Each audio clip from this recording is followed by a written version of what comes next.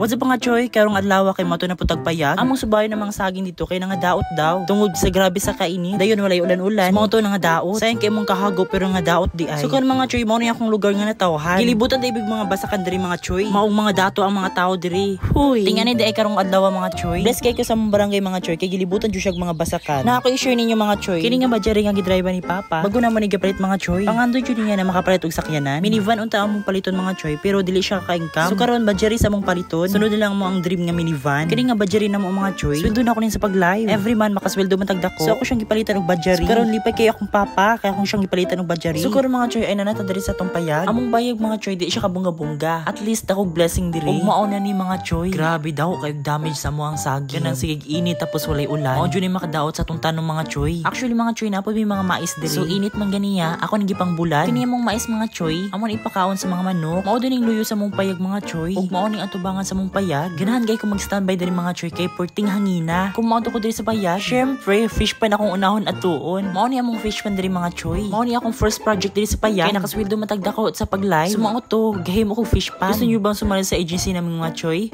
PM lang kayo. Ganahan kay ko views among payag. Peaceful pa jud ug hangin pa jud. Ganahan kay ko magbalik-balik diri. Ang among ubang mga saging mga choy, okay pa man sila. Kaso ang uban nga daot na. Sa kadaghan sa mong sagingan, kapuyan jud ko magbukbuk. Actually mga choy, always ko diri ka vlog. Kaya may kay siya i-vlog diri kay peaceful kayo. So karon ting ulan naman, so naghihik-hayag na among saging. Ug nga bunga na sila. Paklaro jud sa akong loyong nga daot ang jud ang mga saging. Pero ni ulan naman, so murag dili jud ni maunsa. Mao nang itsura sa among saging karon mga choy. Di na jud siya maklaro nga daot na jud siya. Tungod sa grabe sa kaini. Naluoy ko sa isa ka bunuan namong mga choy. Nabali siya tungod sa kusog sa hangin gahapon. Pero ang bunga okay pa. Murag carry pa ni mga choy, muhinog pa ni siya. Naluoy jud ko sa akong mga saging mga choy. Pero okay ra, ting ulan na bitaw.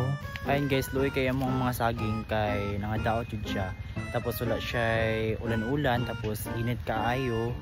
Pero na pa siya mga bunga. Luoy kaayo guys. Sayang kay mong kahago tapos ingato ra di ay. Ayun guys, luoy kay mong masaging diri. So kasi siya kuan ulan-ulan gud oy. Ni ulan siya gahapon pero kadyot ra. Lahi jud yung mga dahon.